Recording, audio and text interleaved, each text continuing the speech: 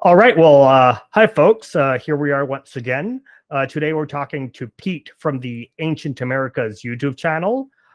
This channel has now garnered over 130,000 subscribers and has millions of views. Some really great content up there, Pete. Really, really compelling stuff. Thank you very much. Pleasure to be here. Happy to be here tonight. Excellent, Pete. So, how did you first develop an interest in ancient America, Mesoamerica? I understand you don't have a formal background in anthropology or archaeology. No, I don't have any formal background. I mean, I went to university. I got a bachelor's in history there. Never took an archaeology or anthropology class. But I'd always been a big history nerd, before college, in college, and after college. I had never learned very much about Mesoamerica or ancient American history at all. That changed about 5 years ago or so when I got a hold of Dr. Ed Barnhart's great courses, lecture series on Mesoamerica. Listened to that, and it really made me aware of how much I had missed, how much was not taught to us in school. And basically just kind of started down the rabbit hole and, been really interested in it since then. Yeah, that's super cool. I mean, you cover a pretty wide array of topics, both temporally and geographically. I mean, I really enjoyed, for instance, your recent video on the Nazca, but being here in Yucatan, the Mesoamerican kind of angle always is what attracts us the most here at Yucatán Magazine. I especially really like your video, the trouble with the Toltec. It's something that really resonated with me because it's sometimes I've often been hitting my head against. So. If you don't know what we're talking about, I'll leave the link in the description so you guys can go check it out. So you developed this interest in ancient America, in migrations in Mesoamerica, Indo-America, Oceanoamerica. What made you think about turning this newfound passion into a YouTube channel back in 2019? Is that correct? I would say, 2019 is when I started working on the channel. It wasn't until 2020, literally right at the start of the pandemic, that I released the first video. But yeah, I started actually doing research long before that.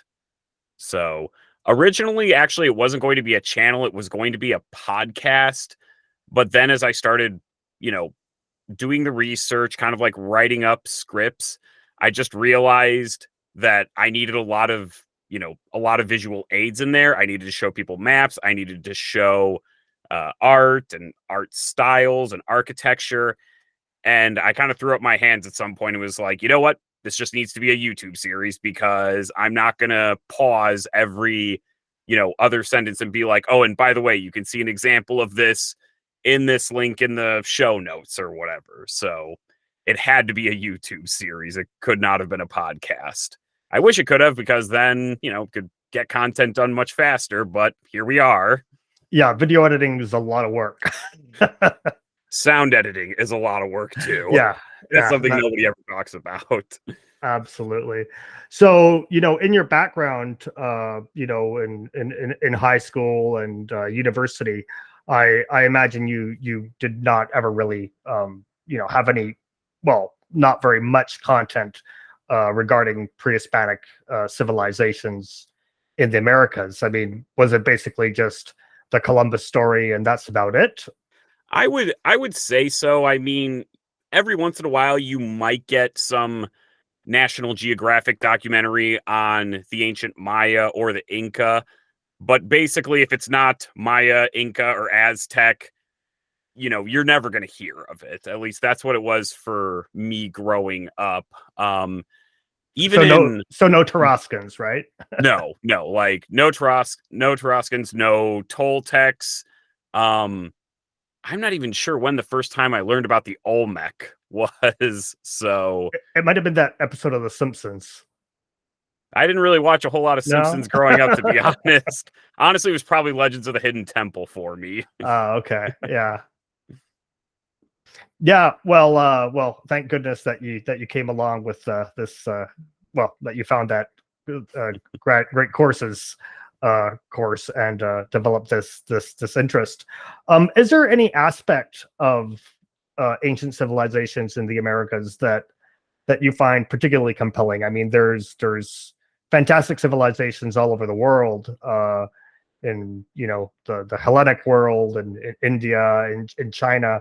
What is it specifically about the ancient Americas that draws your attention? For me, honestly, I wouldn't say that the Americas appeal to me because they're so different from everything. It's that there's so much similarity with other great civilizations, and yet they don't, I feel like in the public mind, they don't get treated that way. So when I read about, the, the Maya, the, Tarascans, the Mississippians, all those all those hallmarks that make civilizations fascinating to everybody, they're all there. And I just think that people don't know about them or appreciate them as they should. Why do you think that is? I mean, specifically in the context in the US. Well, in the United States, oh man, I'm about to go into a bit of a rant here, but Feel free. in the United States, there a lot of the a lot of cultures of of pre-Columbian times, your Mississippians, your Hopewell, Adena, a lot of cultures out west as well. Um, there's not a lot of tangible evidence beyond mounds that have really preserved. Whereas if you go to, say, Mexico, or you go to Greece, there's stone ruins everywhere. And I think that when people see stone ruins, they see things that have survived these centuries, these millennia, and it's very good PR. People look at this and they say, "Oh, wow, great civilization must have built this." In the Americas, people were doing the same thing, or I should say in North America, people were doing the same thing, but they were building things out of earth. They were building things out of, wood, daub, thatch, things that just don't survive quite as easily. And so, they don't quite get that same PR that a lot of other ancient cultures do that, worked with much more durable materials. Yeah, of course. And I mean, I don't want to put words in your mouth, but do you see any kind of connections there that also have to do with kind of contemporary racism and colonialism and kind of not really wanting to fully acknowledge what came before? Maybe I would say that if it's there, it's like, I would say it's more because it's a lingering effect of past racism. Right. I think it's fair to say that, 150 years ago, a lot of indigenous accomplishment got brushed under the rug. It didn't really get fully acknowledged. And even though I think a lot of people are open to it today, the fact that people 50 years ago weren't really being taught that very much, it's just kind of, poisoned the well for a long time. People Mhm. weren't appreciating it 100 years ago. Not very many of them taught the next generation, and so on and so forth. And so I don't think it's an actual, so like, I wouldn't say that, like everybody's racist out there or anything, but I think that that attitude has lingered, in a lot of textbooks and public mentality. Yeah, I mean, even here in Mexico, formal study in archaeology and research in Mesoamerica dates back only really to the 19th century.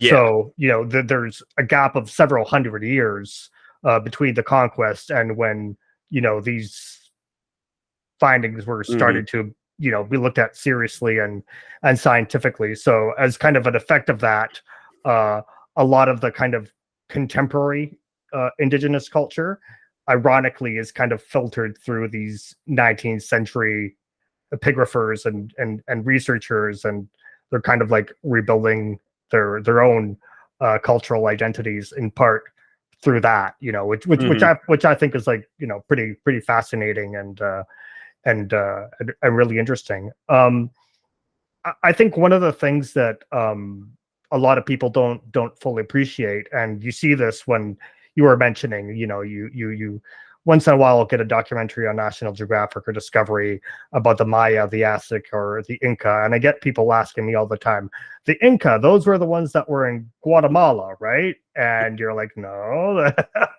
And they see them as fairly interchangeable, but also aside from not being aware of all these other groups and civilizations, there's just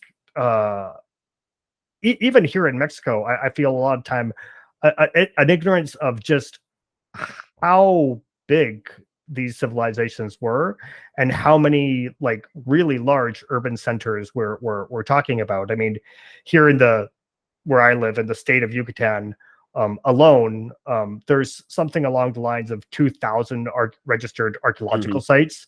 And of those, there's about like 17 which are restored and open to the public. But I mean, everywhere you go here, I mean, there's these ancient remains, which makes sense since these people were here for, thousands of years.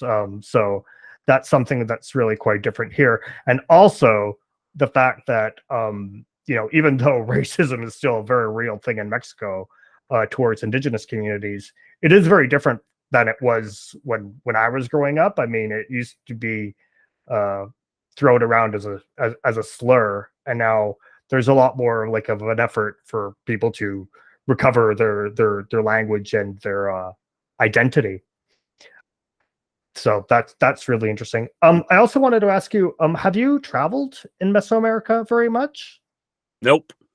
You've never been here. Still waiting to do it. When I was a kid, actually, my family actually did go to Mexico, but it was mainly in Chihuahua. So, not quite Mesoamerica. Right. But, one of these days I hope to get there, but, not yet. Until then, I'm whetting my appetite. You're like those great Russian, German, and English scholars of the 19th century who were doing epigraphy and had never, stepped foot in Copan, but were the armchair historian. Hey, well, I mean, they sure did a lot of good. Yeah. One thing you said earlier that I thought was interesting is how many how you said people don't really have a good grasp of like just the depth of the sheer number of settlements and cultures, not just in Mesoamerica, but North and South America as well. Just the other day, I was looking through like a list of ancient Maya cities by size.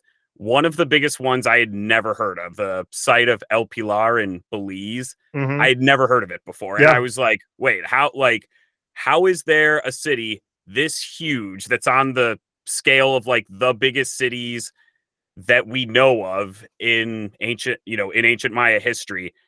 And I'd never known about it. Like even for somebody like me, like I always stumble upon new things that I never knew about. Like it's a well that has a long way to go before it's tapped. No, it just keeps going and going. And I mean, and it happens to me as well. Not too long ago, I went with a friend of mine who is an archaeologist working on the Tren Maya project to the site called Pochila. And it's completely enclosed within this hacienda. And there's some like legal issues going on, and it's not open to the public. But it's this huge Peten style acropolis, which is just like amazing. And I had no idea it was there. It's about 40 minutes from my house. And, I've been to well over 200 Mesoamerican sites between Mexico and Central America. And yeah, I mean, you think you've seen it all and you know it all, but then all of a sudden it's like, boom, right? Like, here this is, and it's shocking, but it's also part of the fun, right? Getting out there and finding these places. I also wanted to ask you, what do you see the role of the internet, YouTube in particular, and all these kind of new tools, and their relevance and their kind of space within the conversation? Because I'm sure that a lot of the people that discover your videos, and I know it for a fact because I've seen it in the comments, also go in and just have absolutely no idea about stuff, and then develop lifelong passions for these topics. So I guess I would say that the way that, and I don't want to speak for every history YouTube or education channel out there, where I see like my channel and other ancient America history channels out there, is there's a bit of a gap between the research and archaeology that goes on and what filters down to the public at large. There's a lot of good research on a lot of great sites, a lot of great cultures. Not a lot of it, trickles down to the public. None of that stuff is going to make National Geographic or History Channel or whatever. I like to view my channel as something that's going to try to bridge that gap. Like for scholars and academics who, have their own YouTube channels or, their own blogs, who do a lot of public outreach, I have a lot of respect for those people, because I think that not enough good research gets into the public. And when that doesn't happen, you have a lot of bad science, a lot of bad history that gets hijacked by, nationalists and, conspiracy theorists and stuff. So I would just say that, yeah, the place of YouTube and the internet is basically getting good information into the hands of the average person. Yeah. And also, with regards to journalism, I don't know if you're aware, but right now they're doing some pretty extensive digs in Chichen Itza, and they're calling it new discoveries in Chichen Itza, and what they call Chichen Viejo. There's this old Chichen. Yeah. Okay. Yeah. And there's like these really great finds. Yeah. There's this like beautiful turtle platform, which is just stunning, that I went to like 20 years ago. And they're treating this as if it's some kind of new discovery that has been hailed thanks to the Mayan train and whatnot. So also taken for political purposes. But yeah, there's always also such really poor journalistic practices around archaeology, and that again also kind of poisons the well. And that's why it's so important that people like you are bringing some clarity to these topics and really going into them in a good amount of depth, right? Because that's something that I really appreciate about your content. You don't dumb it down for your audience. That's something that's really that's really important. Why make a 5-minute Why make a 5-minute video about the Toltecs when you could make a 35-minute video about the Toltecs? Absolutely.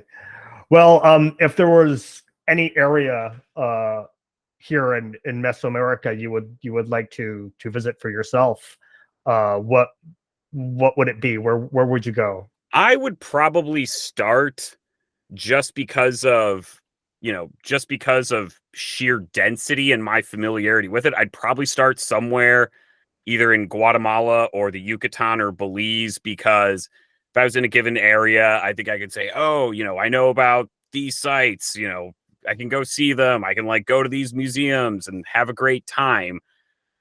Honestly, though, I would not be picky with where I ended up, though, if I managed to find myself, if I managed to find myself like on the west coast of Mexico, like there's a lot of amazing indigenous culture there that nobody talks about. There's a really interesting past that does not get a lot of attention. So Yeah, I it's was really just hard to go in wrong.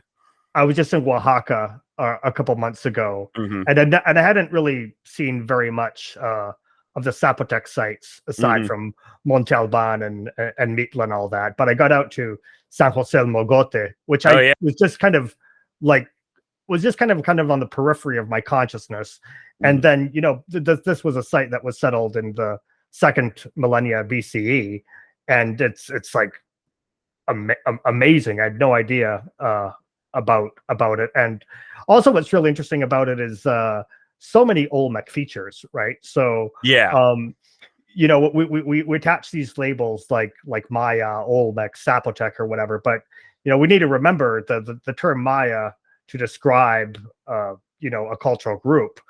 You know, began being used as a label in the 19th century, and a Maya in Copan and a Maya in Tonina would not have recognized each other as like the same people Yeah.